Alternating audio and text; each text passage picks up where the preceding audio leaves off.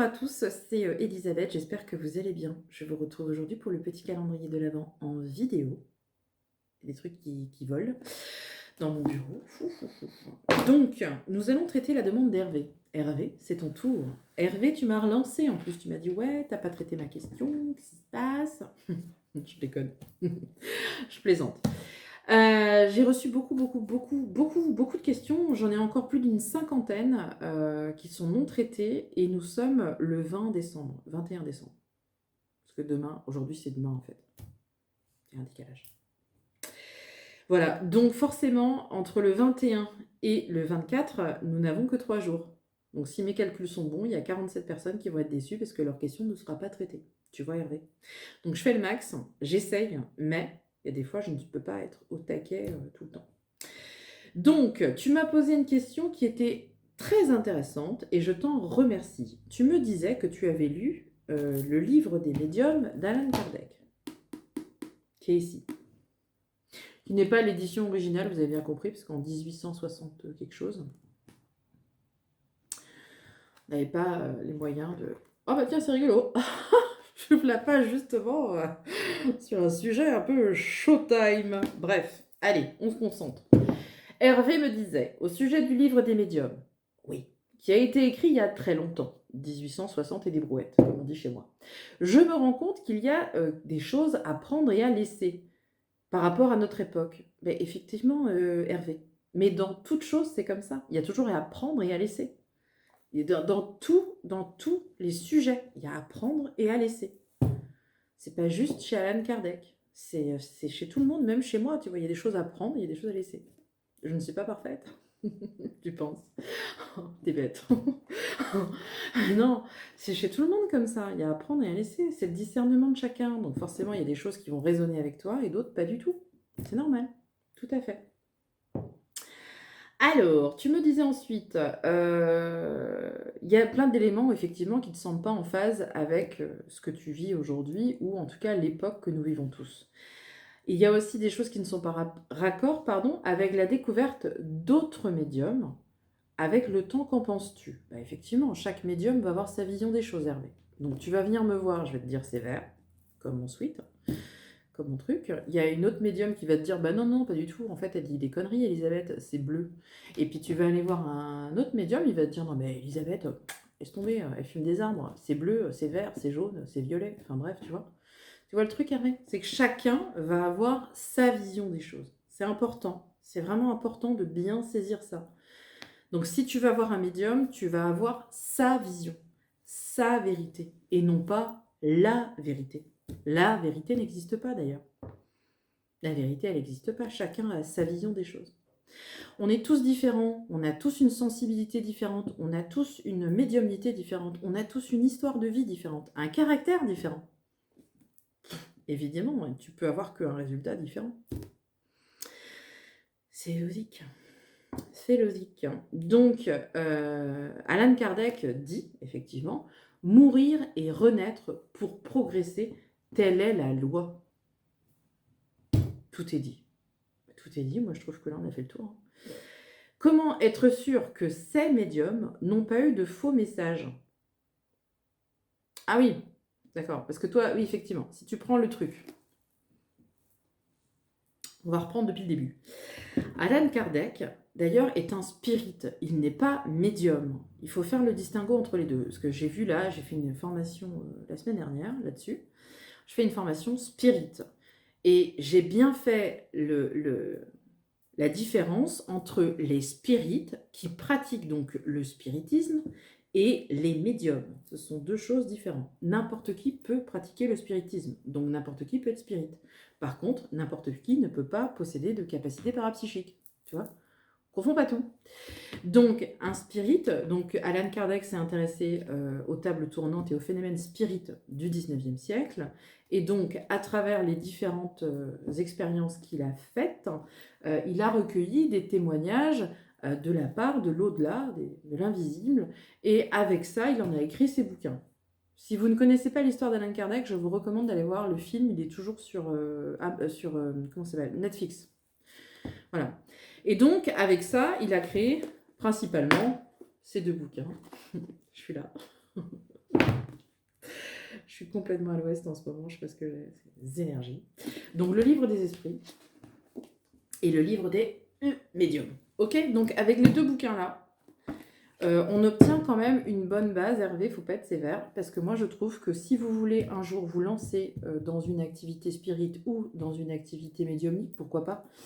En tout cas, si vous voulez creuser le sujet, il faut absolument lire ces deux bouquins. Absolument. Je pense que c'est... il ne faut pas en faire une vérité absolue, comme tout, comme à chaque fois, c'est toujours ce que je dis, mais par contre, ça peut réellement vous donner des notions qui sont évidentes. Il y a des choses dans le livre des esprits et dans le livre des médiums qui coulent de source, Hervé. Ça coule de source.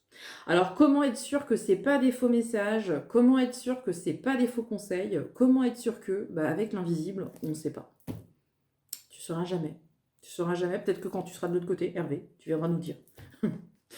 Non mais je blague à part. Mais tu sais pas, le monde ésotérique, tu sais pas. Chacun a sa vérité. Moi, je trouve que c'est utile de les lire. Pas de prendre tout pour argent comptant, bien sûr, mais c'est très intéressant. Et en tout cas, moi, je recommande toujours à quelqu'un qui veut se lancer là-dedans, stop, arrête tout. Arrête de regarder Rintintin Médium sur Internet ou sur Instagram. Commence par le début, tu lis les bouquins d'Alan Kardec et tu reviens me voir. Souvent, je dis ça aux personnes qui ont vraiment envie de comprendre, tu vois. Après, on n'adhère pas, on n'y croit pas, chacun fera sa route, chacun son chemin. Comme disait le philosophe Tonton David. Il y a aussi celui-là qui est pas mal. Il y a des reflets de partout, parce que j'utilise une lumière, sinon je ne serais pas aussi magnifique, vous pensez bien. Bref. Donc, tu me disais, quelle est ton expérience? Eh bien, tu sais ce que je fais, moi, en général, Hervé, c'est que, d'une part, je cherche partout mes réponses, mais dans tous les supports, les reportages, les vidéos, les interviews, je vais même rencontrer d'autres médiums, d'autres personnes, etc., qui ont d'autres points de vue. Ensuite, je prends toutes les infos et je garde uniquement ce qui résonne avec moi. Voilà.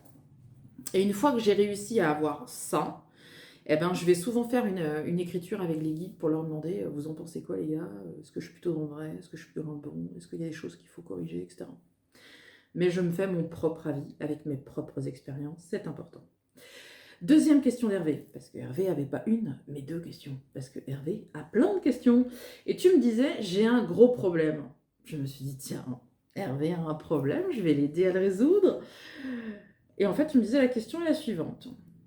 Tout médium disent que l'on choisit sa vie avant sa réincarnation. Alors en fait, ça c'est le principe même de la réincarnation, c'est que apparemment, je ne sais pas, mais je suis assez raccord avec ça, apparemment, avant de revenir, on nous fait signer un contrat. On nous dit, bon ben voilà le contrat, hein. Donc là, il va vous arriver ça, il va vous arriver ça, parce qu'il faut expérimenter ça, ok? Pour grandir, justement, et pour évoluer, on a besoin de vivre des expériences de vie. Et en plus, on est terrible parce qu'en tant qu'être humain, on se construit souvent dans une épreuve de merde. Ouais, c'est quand il nous arrive un gros truc dans la vie qu'on comprend qu'on a été con. C'est bizarre, mais c'est comme ça. L'être humain est fascinant. Voilà. Donc effectivement, on choisit. Et toi, tu dis, moi, je comprends pas. Ok, et quoi tu comprends pas, Hervé? J'ai vraiment du mal qu'on peut choisir une incarnation pour être, tueur en série, je sais pas, un dictateur, etc., etc. Il paraît que si. Voilà. Si on en croit la réincarnation. Après, ça te parle, tu prends. Ça te parle pas, tu prends pas. C'est aussi comme ça. Tu vois? Après, moi, je me dis que tu as besoin de vivre des expériences pour comprendre les choses. Alors, je sais pas, mais admettons dans une vie, tu es un bourreau. Est-ce que tu crois pas que dans une vie prochaine, on peut te mettre à la place d'une victime pour que tu comprennes que c'est pas bien ce que tu as fait dans une autre vie? Oh, c'est terrible, tu payes la dette super cher, hein, j'entends. Mais moi, je me dis, il y a peut-être un truc comme ça. Si ça se trouve, dans une vie, tu es une victime, et dans une vie précédente, tu as été un bourreau. Si ça se trouve, tu vois, il y a peut-être un truc comme ça. Après, je sais que j'ai toujours du mal à tenir ce discours auprès d'un parent, par exemple, qui est en train de perdre son enfant d'un cancer. Je peux pas lui dire, non, mais c'est normal, votre fils, il a été dictateur dans une autre vie, donc à un moment donné, dette karmique, il paye. Tu vois, non, je peux pas dire une chose pareille. J'arriverai pas. J'arriverai pas. Mais après, comme je te dis, si ça te parle, tu prends, ça te prend pas, ça te parle pas, tu prends pas. Tu laisses filer. De toute façon, il ne faut pas tout prendre non plus. Tu sais, tu as des gens qui vont te dire tout ce qui t'arrive, c'est un signe. J'ai vu telle chose, c'est un signe. Enfin, tu vois, il faut pas non plus chercher toujours enfin, toujours une probabilité ou une explication spirituelle à quelque chose. Non. Peut-être que tout ça, c'est écrit quelque part, je sais pas, mais en tout cas, il y a des personnes qui pensent que c'est ça, il y en a d'autres qui y pensent pas. Chacun voit midi à sa porte, comme on dit. Voilà Hervé. J'espère que j'ai répondu à tes questions.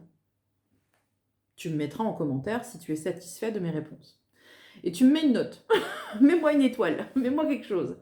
Mais voilà. Tout ça pour dire quoi? Qu'au final, que ce soit dans ta première ou dans ta deuxième question, l'important c'est le discernement. Le discernement et le sens de l'analyse qui reste très personnel. Mais après, faut pas tout prendre comme ça en se disant ah bah oui, machin a dit que donc c'est vrai, Alan Kardec a écrit que donc c'est vrai. Non. Moi j'aime bien me faire mes propres avis, mes propres expériences. Voilà Hervé, je te remercie de m'avoir posé cette question et je vous retrouve demain pour la suite de notre petit calendrier de l'Avent en vidéo. Salut!